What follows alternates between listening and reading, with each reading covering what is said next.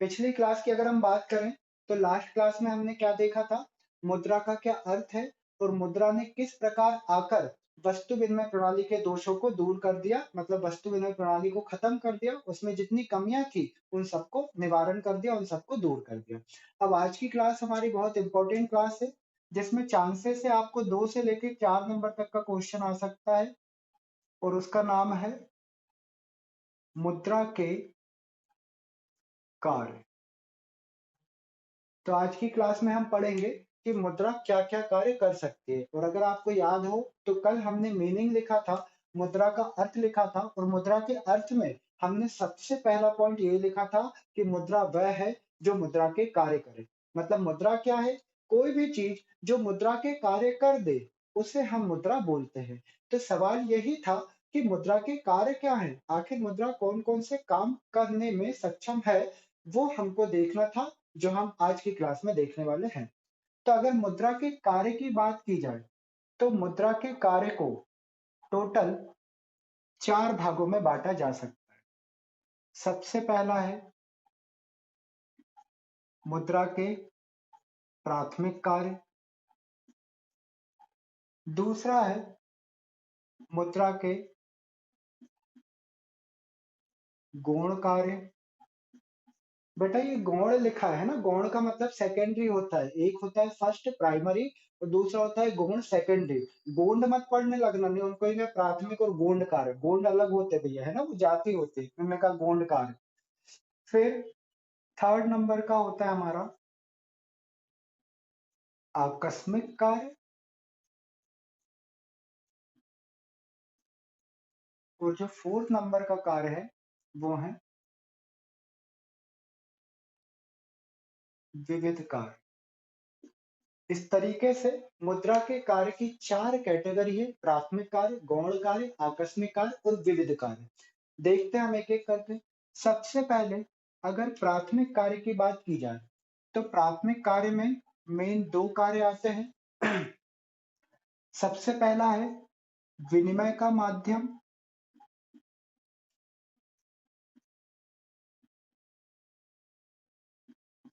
और दूसरा है मूल्य का मापक। अब ध्यान रखें, आज की क्लास केवल उन्हीं लोगों को समझ आएगी जिनने हमारी पिछली 2 क्लासेस पढ़ी है। अगर पिछली 2 क्लास आपने पढ़ी है तो ही आपको आज की क्लास समझ आएगी, अदरवाइज मैं क्या बोल रहा हूँ आपको कुछ भी समझ में नहीं आने वाला। ठीक, तो देखते हैं भाई, प्राथमिक कार्य में पहला कार्य है विनिमय का माध्यम। हमने देखा था कि भाई विनिमय का मतलब क्या होता है, अदला बदली करना होता है वस्तु को। अगर अदला बदली करें तो हम उसको वस्तु विनिमय बोल देते थे। ठीक, तो अगर हम वस्तु विनिमय की ही बात करें तो वस्तु विनिमय में अगर 2 लोगों के बीच में ए और बी, 2 लोगों के बीच में अगर विनिमय करना है, मतलब वस्तु का लेन-देन करना है, तो उन दोनों के पास एक दूसरे की वस्तु होना ज़रूरी था। मतलब ए के पास जो वस्तु है उसकी रिक्वायरमेंट किसको होनी चाहिए, बी को, और बी के पास जो वस्तु है उसकी रिक्वायरमेंट किसको होनी चाहिए, ए को। ऐसा होना ज़रूरी था। लेकिन मुद्रा ने आके क्या कर दिया कि मुद्रा एक ऐसी चीज है जो सभी लोगों के द्वारा स्वीकार की जाती है, सभी लोगों के द्वारा मान्य की जाती है। मतलब मुद्रा में सर्वग्राह्यता का गुण है। क्या वर्ड बोला मैंने? सर्वग्राह्यता। सर्वग्राह्यता मतलब सभी के द्वारा ग्रहण की जाने वाली, सभी के द्वारा स्वीकार की जाने वाली। कि अब अगर मान लो ए के पास गेहूं है और बी के पास क्या है, पैसे, तो ए बी को गेहूं देके बी से पैसे ले सकता है। ए ये नहीं बोल सकता कि भैया मैं ये रुपए नहीं लूंगा, क्या पता तेरे रुपए कहीं और चले या नहीं चले। क्यों नहीं ऐसा बोल सकता वो? क्योंकि हमें भी पता है कि रुपए पूरी इंडिया में तो कम से कम आराम से चल जाएंगे बिना कोई रोक टोक के, अगर आप पैसे देते हो तो। तो हम बोल सकते हैं कि रुपए में, मतलब मुद्रा में, सर्व जगह स्वीकार करने का गुण है। और यही हमारा क्या बन गया फिर, विनिमय का माध्यम। क्योंकि विनिमय करने के लिए क्या होना चाहिए, विनिमय करने के लिए आपके पास कुछ देने को होना चाहिए, कि अगर आप कुछ ले रहे हो तो बदले में कुछ दोगे। तो अदला बदली ही विनिमय में है। तो अदला तो हमने करी गेहूं, बदला क्या करे, रुपए दे दो, तो इसी को हमने अदला बदली बोला। तो विनिमय का माध्यम में हम बताएंगे क्या, कि मुद्रा जो है वो विनिमय का माध्यम है। मतलब अगर आपको किसी के साथ विनिमय करना है, यानी कोई वस्तु लेना है, तो आप मुद्रा देकर उस वस्तु को ले सकते हैं। ये हमारा होता है विनिमय का माध्यम। दूसरी अगर हम बात करें तो दूसरा पॉइंट क्या है, मूल्य का मापक। हमने देखा कि जब वस्तु विनिमय था तो वस्तु विनिमय में किसी वस्तु के बदले में कितनी वस्तु दी जाए, ऐसा कोई फिक्स नियम नहीं था, ऐसा कोई फिक्स मापक नहीं था कि अगर आप एक वस्तु दे रहे हो तो बदले में दूसरी वस्तु की कितनी मात्रा दी जाए, ऐसा कोई नियम नहीं था।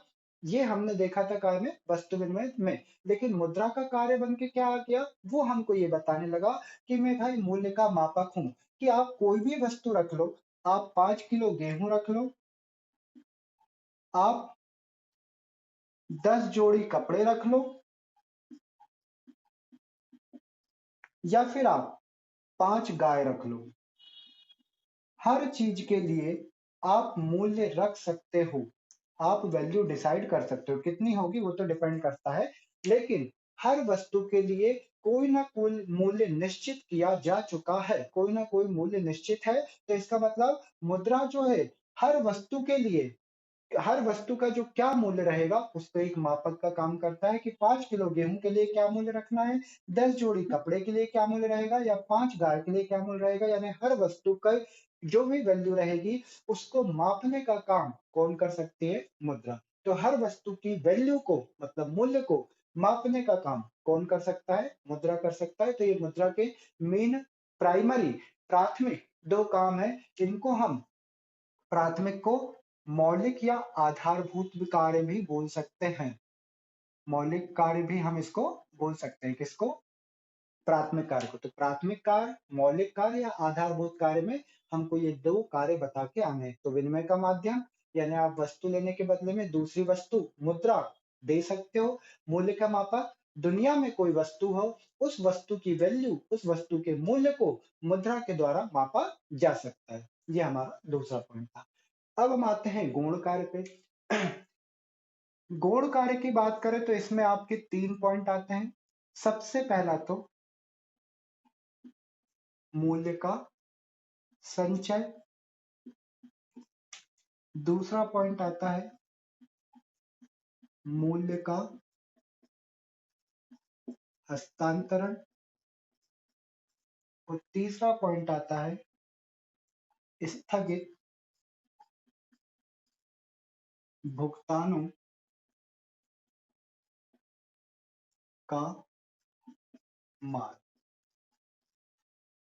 अब इसमें से 2 पॉइंट तो हम पिछली 2 क्लासों से वैसे ही पढ़ते आ रहे हैं, कि मूल्य का संचय, यानी मुद्रा का जो भी मूल्य है, मुद्रा जो भी है उसको हम संचय करके रख सकते हैं। संचय करके रख सकते हैं मतलब हम उसको क्या कर सकते हैं,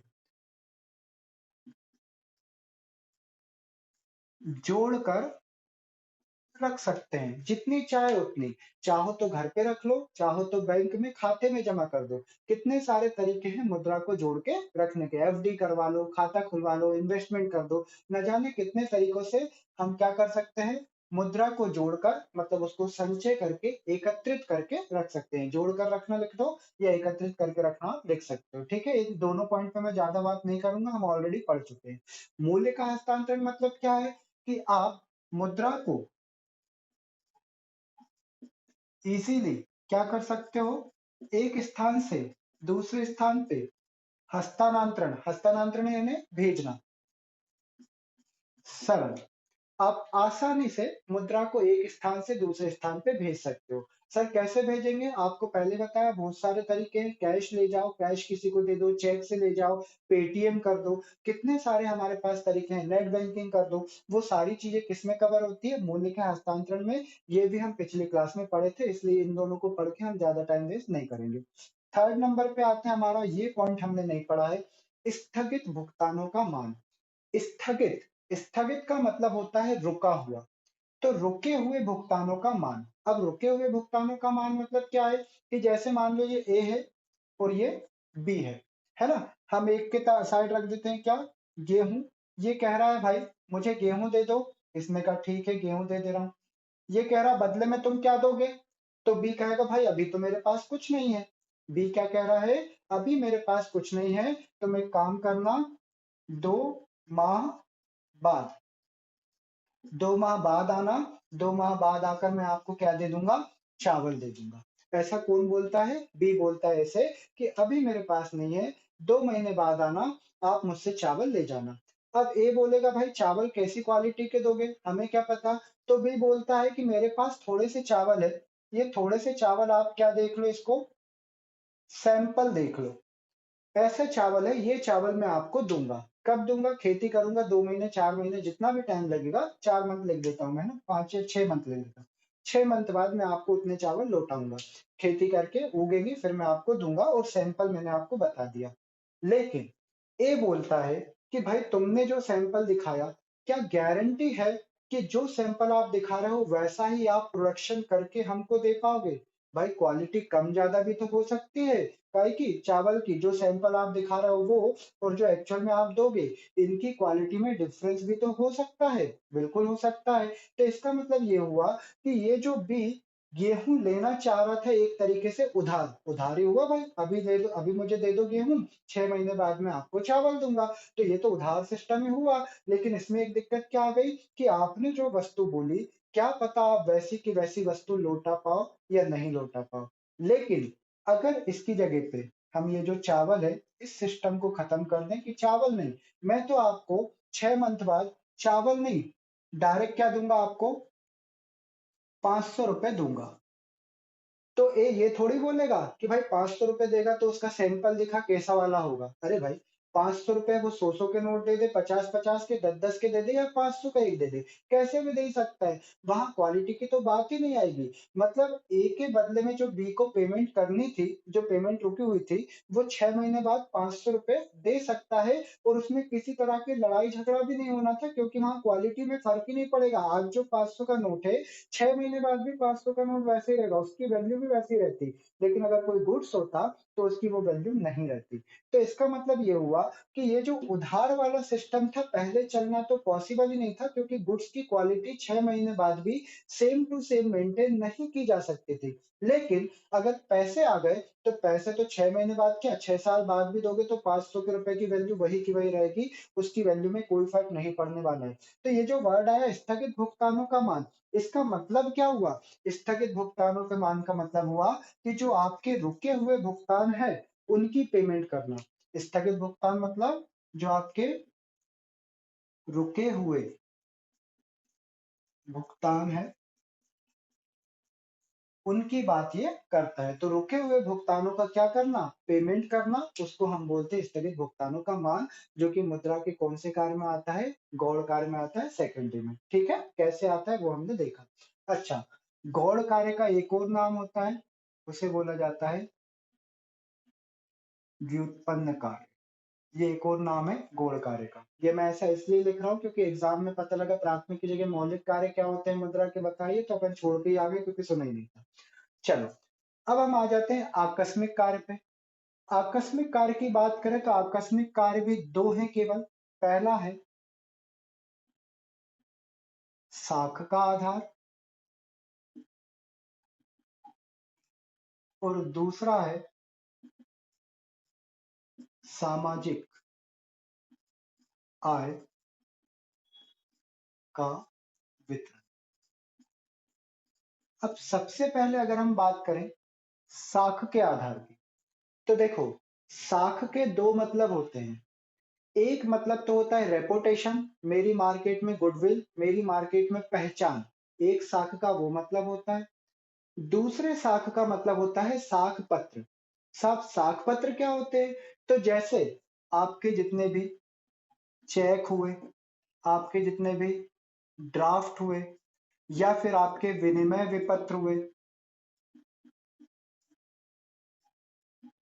इन सबको बोला जाता है साख पत्र। क्या क्या, चेक आपने नाम सुना है, ड्राफ्ट आपने सुना है, और अगर आपने अकाउंटेंसी थोड़ी बहुत भी पढ़ी है, तो 11th क्लास में एक चैप्टर होता है अकाउंट्स में, विनिमय विपत्र, जिसमें उधार माल खरीदो तो कितने का उधार खरीदा वो बताया जाता है, उसे बोला जाता है विनिमय विपत्र। है ना, एक प्राप्य विपत्र होता है और एक देय विपत्र होता है। इस तरह विनिमय विपत्र दो प्रकार के होते हैं। हमारी जो बैलेंस शीट है, हमारी जो चिट्ठा है, उसमें कई बार आपको संपत्ति साइड प्राप्य विपत्र और दायित्व साइड देय विपत्र देखने को मिलते हैं। तो वो जितनी भी चीजें हैं, उन सबको हम क्या बोलते हैं, इनको साख पत्र बोलते हैं। तो साख दो तरीके का, पहला तो मैंने क्या बताया, मार्केट में आपकी रेपुटेशन, दूसरा मैंने क्या बताया, साख पत्र। तो जो सात पत्र होते हैं उनका आधार क्या बोल रहे हैं, मुद्रा है। और होगी भाई, चेक अगर आप दोगे तो उसमें एक जगह खाली रहती है राशि लिखने की, आप ब्लैंक चेक दो या भर के दो, जगह तो राशि की लिखोगे तो अमाउंट ही। इसी तरह हम ड्राफ्ट बनवाते हैं बैंक में, वहां पे भी अमाउंट लिखाते हैं। विनिमय विपत्र यानी प्राप्य विपत्र हो चाहे देय विपत्र हो, वो जो भी विपत्र है उसमें पैसे ही लिखाएंगे, कितना उधार लिया या कितना उधार दिया, तभी तो वो संपत्ति साइड प्राप्य पत्र के सामने राशि या दायित्व साइड देय विपत्र के सामने आप राशि लिखते हो। तो इन सब का आधार क्या है भाई, मुद्रा है। इन सब का आधार क्या है, मुद्रा है। ऐसा हम बोल सकते हैं किसमें, साख के आधार में। तो साख के आधार में हम क्या बताएंगे कि मार्केट में जितने भी साख पत्र चल रहे हैं, जितने भी चेक ड्राफ्ट विनिमय पत्र, उन सब का आधार क्या है, मुद्रा, क्योंकि उनमें राशि लिखाई जाएगी और अमाउंट लिखाई जाएगी, तो वो मुद्रा में ही होगी। अब बात आती है दूसरे पॉइंट की, जो है सामाजिक आय का आधार। अच्छा, सामाजिक आय का आधार, ये पॉइंट केवल उन्हीं को समझ आएगा जिनको ये पता है कि उत्पादन के साधन कौन कौन से होते हैं। तो जिनको नहीं पता मैं उनके लिए बता देता हूँ कि जब एक उत्पादन के साधन की हम बात करें, तो उत्पादन के साधन हमारे चार प्रकार के होते हैं। एक होता है भूमि, दूसरा होता है श्रम, तीसरा होता है, यहाँ दिख रहा क्या, हाँ दिखेगा, तीसरा होता है पूंजी, और चौथा होता है साहस या साहसी। इस तरीके से उत्पादन के चार साधन होते हैं। और इनको जो पारिश्रमिक मिलता है, भूमि को क्या मिलेगा, भूमि अगर आप किराए से दोगे तो बदले में आपको क्या मिलेगा, लगान या किराया। उसके बाद श्रम, श्रम, श्रमिक जो है वो अपनी मजदूरी करेगा, तो मजदूरी करेगा तो बदले में उसको क्या मिलेगी, मजदूरी मिलेगी, यानी श्रमिक जो काम करेगा उसके बदले में उसको मजदूरी मिलेगी। पूंजीपति अगर पूंजी देगा उधार, तो बदले में उसको क्या मिलेगा, ब्याज मिलेगा। और साहसी, साहसी कौन होता है, वो व्यक्ति होता है जो रिस्क लेता है, जो बिजनेस चालू करता है। तो बिजनेस करोगे तो रिस्क रहेगी, उसमें आपको क्या मिलेगा, लाभ या हानि। तो मैं यहाँ फिलहाल में क्या लिख रहा हूँ, लाभ। तो ये जितने भी हैं इनको हम क्या बोलते हैं, उत्पत्ति के साधन, भूमि, श्रम, पूंजी, साहसी, ये चार उत्पत्ति के साधन है। भूमि किराए से देते हैं तो बदले में भूमि का उपयोग करने को हमने दिया, तो बदले में हमें किराया मिलेगा जिसे हम लगान बोलते हैं।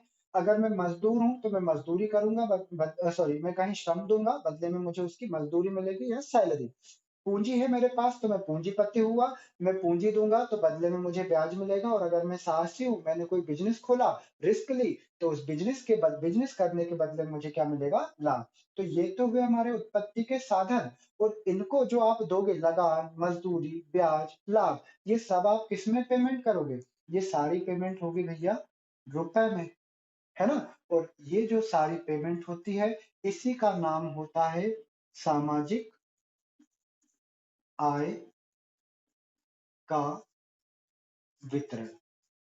तो जितने भी ये आपके उत्पत्ति के साधन हैं, उनको अगर आपको पेमेंट करनी है तो पेमेंट किस में की जा सकती है, मुद्रा में ही की जा सकती है। उनको भूमि को दोगे क्या, जो उत्पादन किया वो थोड़ी ना दे दोगे कि ले मैं भाई तेरे भूमि पे मैंने गेहूं उगाया तो गेहूं रख ले तू।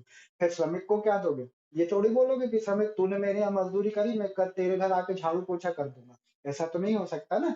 तो आपने इनकी जो भी सेवाएं ली है, तो बदले में आप इनको जो पारिश्रमिक देते हो, उसे क्या कहा जाता है, सामाजिक आय का वितरण कहा जाता है। तो सामाजिक आय का वितरण भी कब हो सकता है, जब पैसा होगा तभी तो आप इन सब की पेमेंट कर पाओगे। तो आकस्मिक कार्य में दूसरा वाला पॉइंट क्या हुआ, सामाजिक आय का वितरण। अब हम आ जाते हैं भैया विविध कार्य पे। विविध कार्य की अगर हम बात करें, तो विविध कार्य में सबसे पहला तो है निर्णय का वाहक। अब निर्णय का वाहक का मतलब क्या हुआ, कि अब यहाँ ध्यान से सुनना मेरी बात। निर्णय का वाहक का मतलब ये हुआ, इसका लिंक मैं डायरेक्ट करूंगा मूल्य के संचय से। मूल्य का संचय मतलब था पैसे को जोड़ के रखना। मैंने पैसे जोड़ के रखे, किस लिए जोड़ के रखे, कि दिवाली पे मैं खूब सारे कपड़े खरीदूंगा, है ना। इसलिए मैंने क्या करा, पैसों को जोड़ के रखा कि दिवाली पे मैं पटाखे और खूब सारे कपड़े अच्छे अच्छे खरीदूंगा, ऐसा मैंने सोच के रखा था। तो मैंने मूल्य का संचय किया था। अब ये बताओ, ये मैं ऐसा कर रहा था कि दिवाली आएगी तो मैं ये सब करूंगा। अब बीच में ही मेरी तबीयत खराब हो गई, तो अब मैं क्या करूं भाई, क्या जो मैंने पैसे जोड़े उन पैसों से मैं इलाज करा सकता हूँ? या फिर कि नहीं, मैंने तो पैसे जोड़ा था, उसका उद्देश्य था दिवाली पे कपड़े खरीदना, तो मैं दिवाली पे कपड़े ही खरीदूँगा, बीच में मेरी तबीयत भी खराब हो गई, तो भी मैं उस पैसों का यूज़ नहीं कर सकता, क्योंकि मेरे संचय का उद्देश्य क्या था? मेरे संचय का उद्देश्य था दीपावली पे कपड़े खरीदना, तो मैं तो भाई उसका दूसरा किसी उद्देश्य में उपयोग कर ही नहीं सकता। क्या मैं ऐसा कर सकता हूँ?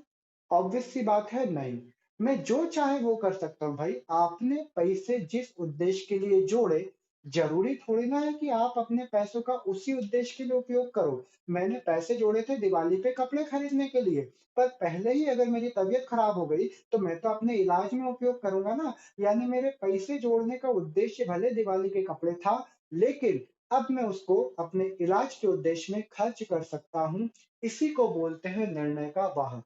तो निर्णय का वाहक का मतलब हुआ कि मुद्रा का आपने संचय जिस उद्देश्य के लिए किया, ज़रूरी नहीं है कि आप उसी उद्देश्य के लिए मुद्रा का उपयोग करो, आप किसी अन्य उद्देश्य के लिए भी उस संचित मुद्रा का उपयोग कर सकते हो। तो हम यहाँ पर क्या बता सकते हैं कि मुद्रा, एकत्रित मुद्रा ऐसा लिख देते हैं, एकत्रित की गई मुद्रा का उपयोग किसी भी अन्य उद्देश्य के लिए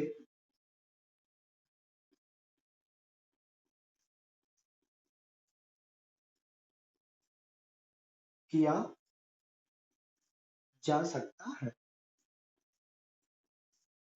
ये होता है क्या? निर्णय का वाहक, कि आपने जिस उद्देश्य के लिए मुद्रा एकत्रित की, उसका उपयोग किसी भी अन्य उद्देश्य के लिए आप कर सकते हो। इसमें लिखना है हमको निर्णय के वाहक में। तो विविध कार्य में हमारा दूसरा और लास्ट कार्य बचता है, उसका नाम है भुगतान स्थिति का सूचक। भुगतान स्थिति का सूचक मतलब कि अगर कोई किसी को उधार बेच रहा है, या कोई किसी को कुछ भी गुड्स या सर्विसेज या मशीनरी संपत्ति कुछ भी दे रहा है, तो सामने वाला उसका भुगतान करने की स्थिति में है कि नहीं। बैंक अगर पैसा उधार दे रही है, किसी को लोन दे रही है, तो ऐसे ही बैंक लोन थोड़ी ना दे देती। ये भी देखती है कि क्या उसकी भुगतान करने की स्थिति है या नहीं। और ये कैसे पता चलेगा कि सामने वाले के पास भुगतान करने की स्थिति है या नहीं? मुद्रा से। भाई वो अमीर होगा, उसके पास और संपत्तियाँ होगी, घर होगा, ज़मीनें होगी, तो ऑब्वियस सी बात है उसकी ऐसी स्थिति है कि वो भुगतान कर सकता है। नहीं है ये सब, मतलब वो भुगतान नहीं कर सकता। ठीक इसी तरह अगर मेरे पास खूब पैसा है, तो मुझे कोई भी उधार देने को तैयार हो जाएगा। क्यों? क्योंकि मेरे पास खूब पैसा मेरी भुगतान स्थिति का सूचक है। मेरे पास खूब पैसा बताता है कि मैं किसी का भी भुगतान करने में सक्षम हूँ। इसे हम बोलते हैं भुगतान स्थिति का सूचक। मतलब ये क्या बताता है? किसी की शोधन क्षमता। शोधन क्षमता मतलब भुगतान करने की क्षमता।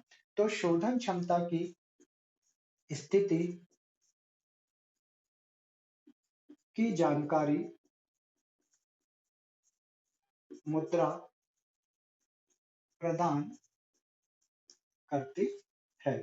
मतलब मुद्रा के द्वारा किसी भी व्यक्ति की शोधन क्षमता मतलब भुगतान करने की क्षमता की जानकारी हमको मिल जाती है। तो इस तरीके से मुद्रा के कार्य के हमने 4 कैटेगरी बनाई थी। फर्स्ट में विनिमय का माध्यम, मूल्य का मापक, जिसमें हम विनिमय के माध्यम में क्या बताएँगे? हम इसमें बताएँगे कि विनिमय मतलब वस्तु के बदले में हम मुद्रा का से भुगतान कर सकते हैं। हर वस्तु का मूल्य निश्चित है, मुद्रा के माध्यम से मूल्य का मापक। मूल्य का संचय जोड़ के रख सकते हो, हस्तांतरण आसानी से एक स्थान से दूसरे स्थान भेज सकते हो, स्थगित भुगतानों का मान, जो रुके हुए भुगतान है उनकी बाद में पेमेंट कर सकते हो। उधारी का सिस्टम ही स्थगित भुगतानों के मान से आया, मतलब मुद्रा से आया। आकस्मिक कार्य में साख का आधार, चेक, ड्राफ्ट, विनिमय, इन सब का आधार क्या है? मुद्रा है। सामाजिक आय का वितरण, उत्पादन के जितने भी साधन है, उनको उनका जब पारिश्रमिक देने की बात आएगी, तो वो मुद्रा के माध्यम से ही उनका भुगतान किया जा सकता है। विविध कार्य में निर्णय का वाहक, मुद्रा का संचय जिस उद्देश्य के लिए किया, उसका उपयोग किसी भी अन्य उद्देश्य के लिए कर लो, कोई प्रॉब्लम नहीं है। भुगतान स्थिति का सूचक, कोई व्यक्ति पेमेंट करने की स्थिति में है या नहीं, भुगतान कर सकता है कि नहीं, उसकी क्षमता को हम बोलते हैं शोधन क्षमता, जिसकी जानकारी हमको मुद्रा के माध्यम से मिल सकती है। ठीक है भाई? तो इस तरीके से हमने मुद्रा के आज कार्य देखे। मुद्रा के कार्य के 4 कैटेगरी बने। एग्जाम में कोई भी हमको 2 नंबर 3 नंबर में क्वेश्चन पूछ सकता है। हमको आ जाएगा मुद्रा के प्राथमिक कार्य बताइए 2 नंबर में, या आ जाएगा मुद्रा के आकस्मिक कार्य बताइए 2 नंबर में, तो हमको वही लिखना है। ठीक है? तो एग्जाम में जो आए वही लिखना है। इसके कार्य के अंदर ये नहीं लिख सकते, ये वाले कार्य इसमें नहीं लिख सकते हैं। जो कार्य है उसके अंदर वही आएंगे। आपको याद रखना पड़ेगा आकस्मिक के अंदर कौन से हैं, गौण के अंदर कौन से हैं, या फिर विविध कार्य के अंदर कौन से हैं। ठीक है? तो इस तरीके से हमने आज मुद्रा के कार्य देखे। कल की क्लास में हम उसके महत्व और दोषों को देखेंगे और फिर आगे उसको कंटिन्यू करेंगे। तब तक के लिए bye bye to all of you. Thank you so much.